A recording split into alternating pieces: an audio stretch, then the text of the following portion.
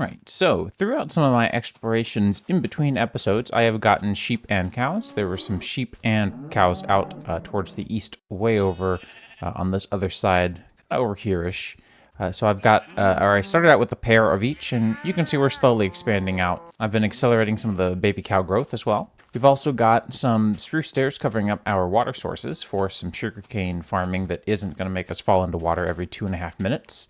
And I've been doing a lot of mining and excavating of just kind of useless resources to most people, but they're going to be critical for us building some sort of house or structure today. So you can see I started smelting up some of our copper for copper blocks so that we can make a house of some variety, because this recipe is incredibly cheap. And so this is a great tiling option. I've been harvesting a bunch of spruce logs because I really enjoy these. And I've been harvesting a bunch of granite, andesite, cobblestone, and jasper, because these are also some really great multi-purpose building materials. Been harvesting up some sugarcane, as mentioned. I also found some gear.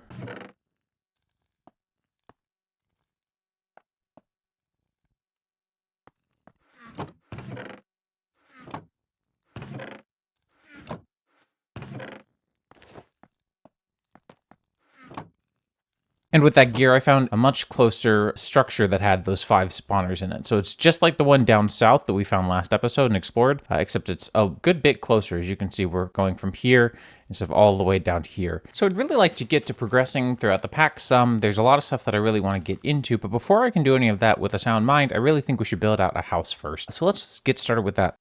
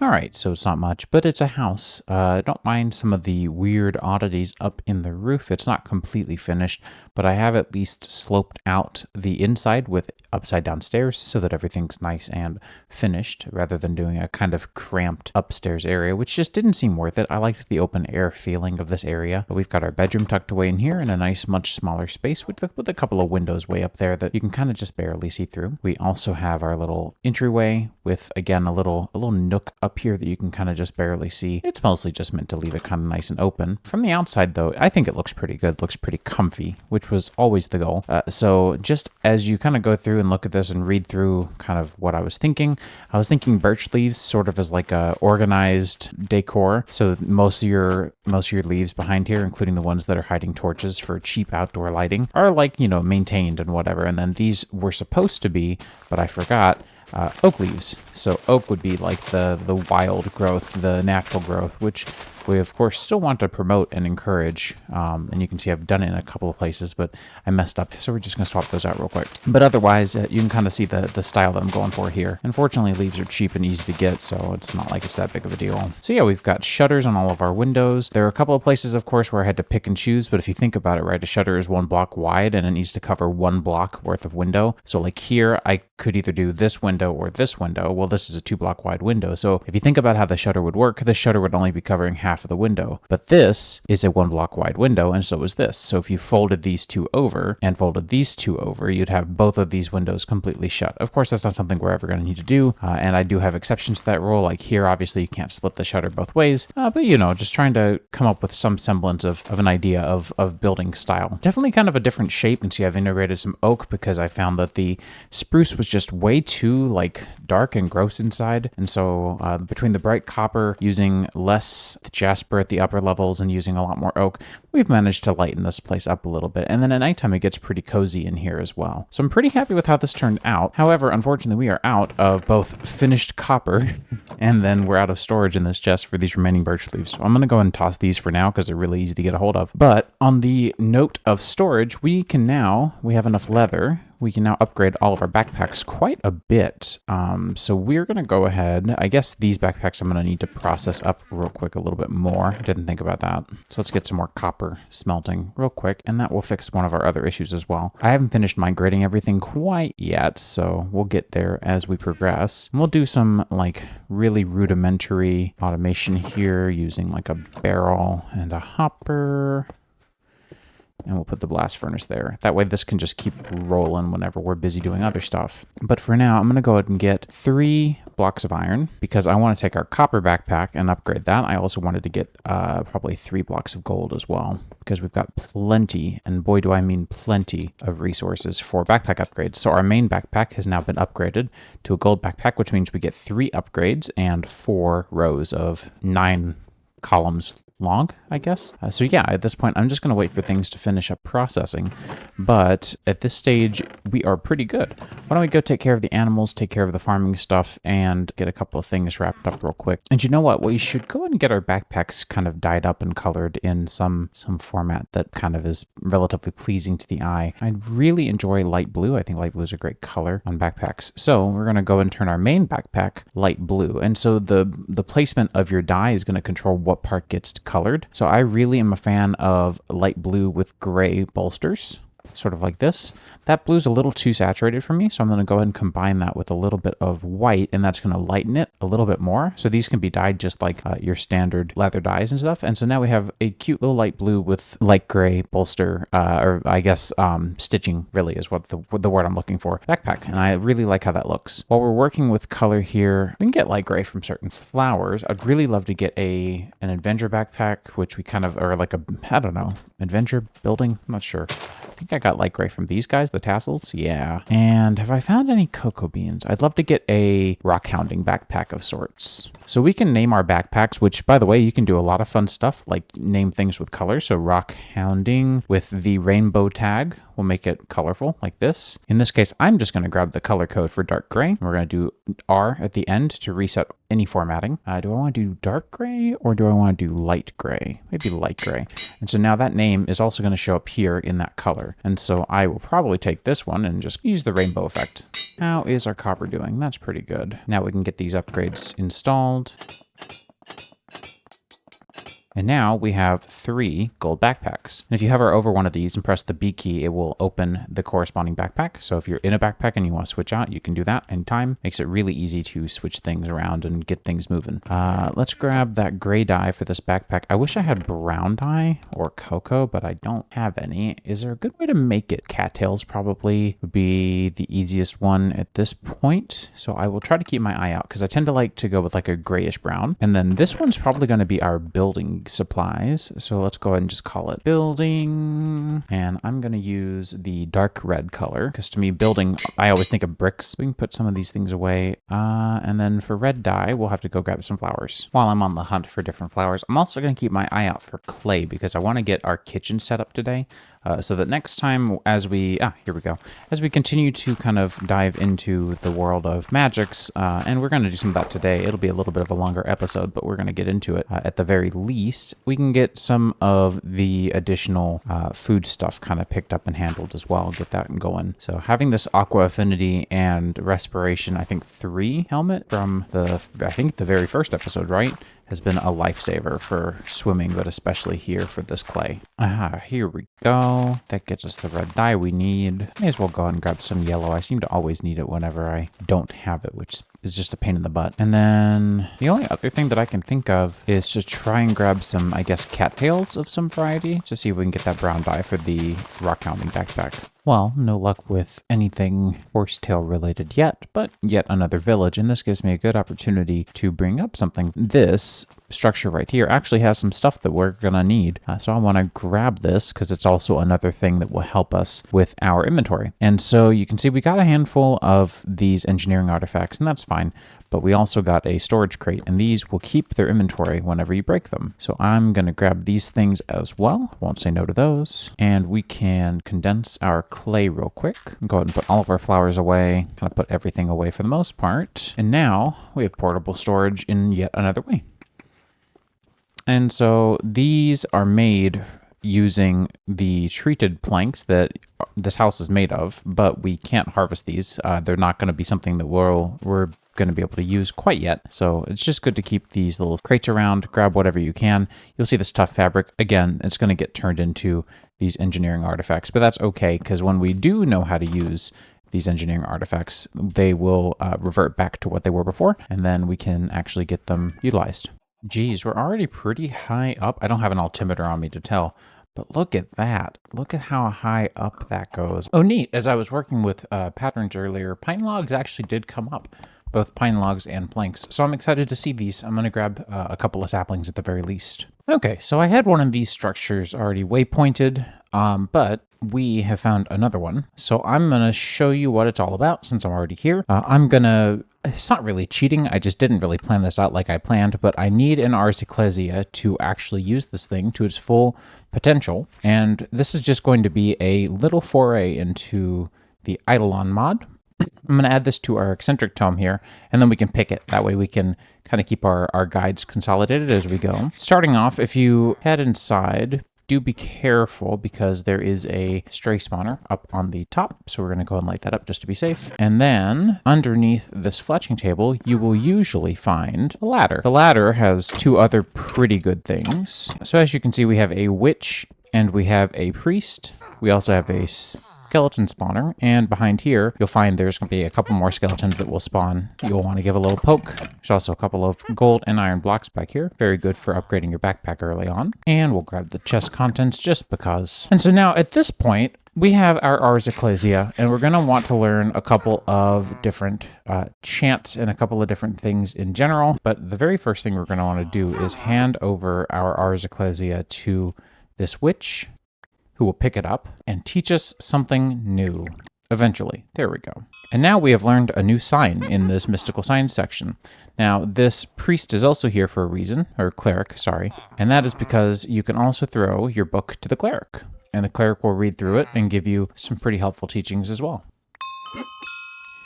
And that gives us the sacred sign. And so those two things are pretty critical getting into this mod. So I'm glad to have these. We can go ahead and keep these around as we continue to explore. After enough exploration, I think I finally found what I need. Let me double check. Hopefully this is the right cattail. Yeah, there we go. Some brown dye, finally. See, this is one of the things that I really enjoy about Tectonic and Regions Explored combined is you get these fun biomes. You get these like beautiful vistas, and then you get these cool caverns.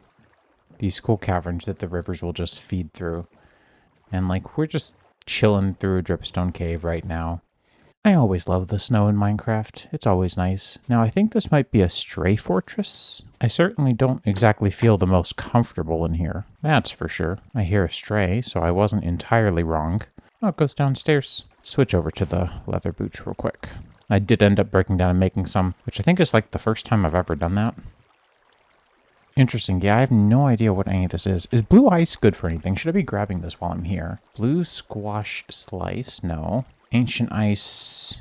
Yeah, it looks like it's pretty distinctly unhelpful in this circumstance. I opened up this barrel and there was stuff in it. So we've got a pair of iron gloves. Iron gloves will go in our glove slot, and they're particularly helpful. They will give you, I think it's a minor increase to the damage that you do when you hit things. We've got one single diamond, an arrow of slowness, a bottle of enchanting, and other than that, not much else. Anyways, this beautiful little ambient night, I think it's time to bring it to a close. So let me take a nap and head back to our nice, beautiful new house that we've built. Slowly but surely, because no point in bothering with a waystone. I think we'll wrap up this episode because we've gotten quite a good bit done. Ooh, I actually don't think we visited this structure yet. This is really pretty. Oh, okay. So this looks to be just the wintry version of a tavern. I'll take glowberries. Glowberries are fun. I should actually take this smoker. I need one at this point. Got any cool maps? Oh, we've opened 100 loot chests and barrels. Figures. You've got a sentry up here. That's pretty cool, actually. Okay, so we're back, and we have a couple of things that I want to take care of before we wrap up the episode. So we have some copper nuggets, of course. We also should make additional labels for our remaining chests here because I've been needing to do that. It's been bugging me not having those. So I'm glad to have that now. At least at this point, we have everything decently labeled. Additionally, we should have everything in a state that's easily organizable, at least to some varying degree. So we can grab you and turn our building supplies bag red. We have you and light gray in here. And so we can turn our rock hounding bag kind of a brownish gray color, like so. I really enjoy having a light blue strap on these, so I'm just going to do that. And that is my rock hounding bag. I love this color. So it's one brown and two light grays, and it just kind of looks like a rock. So now I've just got a whole bunch of stuff to put away. Not really too much of interest, although now we could make ourselves a bundle, and I think I'm going to do exactly that. And that's going to help us finish up another quest. As the quest notes, don't put bundles in bundles. That's a bad idea. And the last thing, very, very much not leastly thing, is we have a chest here that is incredibly full. Oh, so very full. It is, in fact, I would argue, too full. So what we're going to do is we're going to upgrade this chest. And so what I want to take a look at is Expanded Storage's copper upgrade for their chests, which is 8 copper ingots. So it looks like I'm going to need some more of our copper to be processed down because I did not find enough while I was out and about. Don't need that much more though. And then we should be good to go. All right, so that should hopefully do it for 2. Now the reason we need 2 is of course we do technically have a double chest here, not just a single chest. So let's go ahead and grab 2 of these and shift right click.